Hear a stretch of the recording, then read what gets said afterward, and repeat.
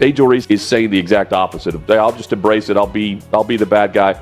I mean, maybe this is the long play of her actually embracing it and being the bad guy by posting something like this, and we'll talk about her. But in episode 1 of her podcast, for the actual logo and the image that went along with the podcast, there's Caitlin Clark on it. Caitlin Clark's in the headline because of the clicks. And here is Angel Reese getting clicks again. But Angel Reese should be thanking her lucky stars that Caitlin Clark came along, because she's making Angel Reese a lot of money and she's getting Angel Reese attention. Charleston White, known for his unapologetic and often controversial opinions, recently claimed that Angel Reese is prioritizing personal branding over her basketball career.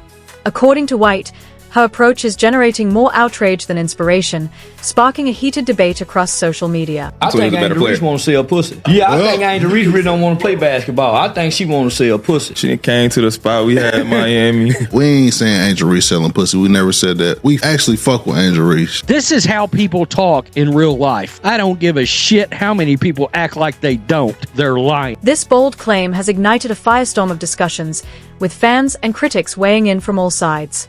Some argue that Reese is redefining what it means to be a female athlete in the modern era, while others believe she is shifting away from the sport in favor of social media fame. Sucks to see those 4 black men sit up there and say that about another black woman. From 5 billion years ago into present day, people think that women are only good for their bodies and how they can be sexualized in some form. Today, we'll break down the viral podcast clip and analyze how Angel Reese's actions, both on and off the court, are fueling this ongoing debate.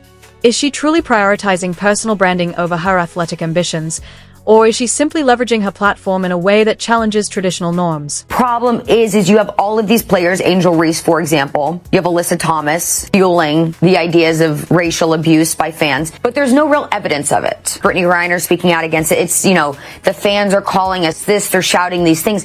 Did anybody hear any of these racial slurs happening or these racist actions by fans? The evidence wasn't there, so how are you going to talk about it if there's no evidence, right? Stay tuned as we explore every angle of this conversation, using hard-hitting facts and observations pulled from viral discussions and interviews.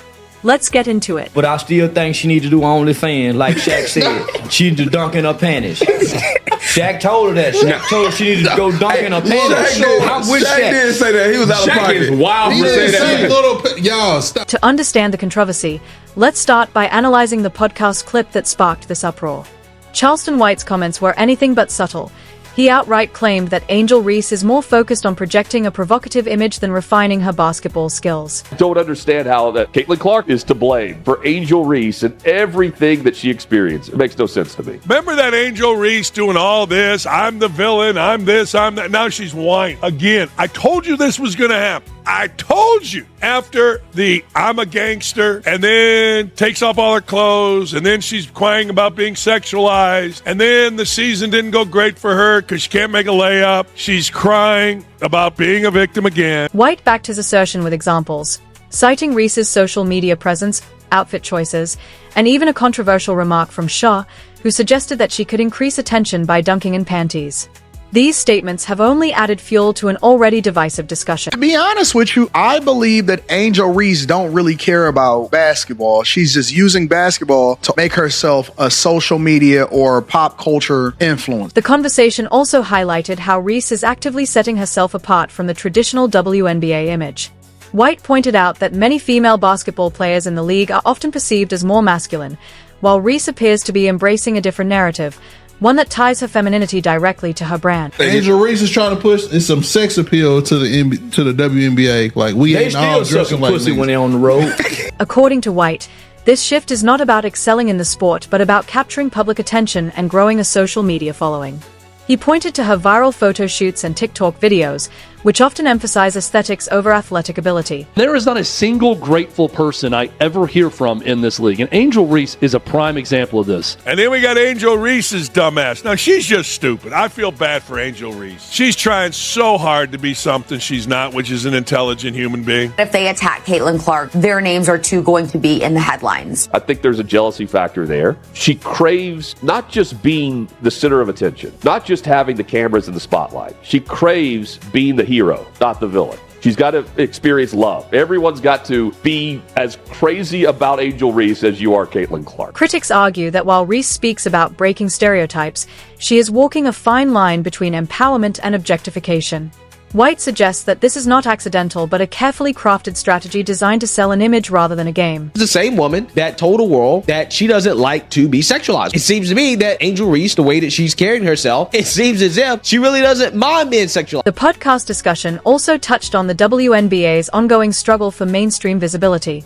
Some commentators agreed with White's statement that Reese's approach, whether intentional or not, appeals to a general audience rather than diehard basketball fans. Every time you see something relative to Angel Reese, what's it about? It's about her. It's not about her team. It's about her. One makes it about her. The other makes it about us. This raises an important question. Instead of being a role model for aspiring female athletes, is Reese positioning herself as a figure more associated with controversy and social media virality than professional excellence? Man, we need an OnlyFans WNBA. That she needs to do OnlyFans and do some dunks in her panties. Well, wasn't that long ago, Shaq said she ought to be dunking in some short shorts. To further explore this question, we'll analyze key moments from Reese's career that align with Charleston White's argument. Her public appearances and social media activity provide insight into whether she is truly prioritizing basketball or focusing more on her brand. She put a video up on the Instagram, her in some booty shorts for Christmas. All right, the same person that come out and said she didn't want to be sexualized, and I think Charleston White is trying to make a point. Let's take a closer look at Angel Reese's public image beyond the court. Her critics argue that her focus has shifted significantly from basketball to personal branding, with a strong emphasis on aesthetics and digital engagement. Angel Reese, the first thing that she did was start a podcast. She spends more time documenting how she feels and doing dances on TikTok than she does showcasing her skills in a... For example, consider her outfit choices at high-profile events, such as her appearance on Wild 'N Out. Her bold fashion statement sparked debates about whether she is presenting herself as an athlete or transitioning into an influencer role. The way that she dresses invites unwanted sexual attention. Similarly, her TikTok content is dominated by trendy dances and lifestyle themes, often overshadowing basketball highlights or training sessions. This shift in focus further fuels the perception that she is leveraging her fame for digital influence rather than sports dominance. How a woman is dressing, okay, when she's not dressing modestly, when she is advertising herself to the world, essentially, you're going to have men who are going to try to take advantage of that. In order to avoid unwanted attention, it is best for you to dress modest. While these choices are undeniably effective in gaining attention, they also reinforce White's argument that Reese is appealing to an audience seeking entertainment rather than athletic inspiration. I think that's the dope thing about Caitlyn too, because regardless of the scrutiny they put on her name, every time she's came out and spoken publicly, she said, "Hey, I'm good, but we need to push the league." And like you said, she did a lot of vocal stuff that helped a lot of black women in the process, man. Angel Reese cares more about influencing than she does about basketball. Now, you can't necessarily say the same about Caitlin Clark. Caitlin Clark understands that people are tuning into her for how she's going to transform what is happening in the WNBA, and the WNBA needs to embrace her more because she's going to get them women paid. Another example comes from Reese's media interviews. She often speaks about the importance of leveraging her platform, but critics argue that her actions suggest a stronger emphasis on her public image than on improving her game. Everything that Angel Reese does would lead you to believe that she is less interested in what you do on the basketball court and more interested in making sure that she build up a following and try to sexualize herself. The viral podcast also highlighted how Reese is seen as shifting toward an influencer-like role.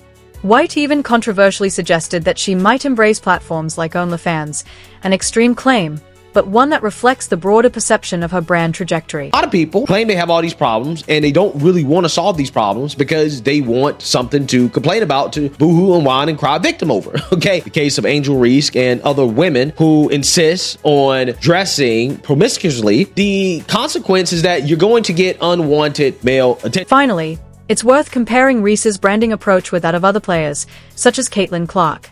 Clark is widely recognized for maintaining a sports-focused image, with endorsements and media engagement centered on her basketball skills. This approach aligns more closely with the WNBA's mission to promote the sport itself. This ongoing debate highlights a broader conversation about how female athletes balance personal branding with their professional careers. Is Angel Reese simply evolving with the times, or is she moving away from basketball in pursuit of digital fame? One thing is certain, this discussion isn't going away anytime soon. Women in the WNBA disrespect NBA players all the time, so far as like them beating them one-on-one. Yeah. So we speak on shit like that, but we ain't never calling nobody no rapist.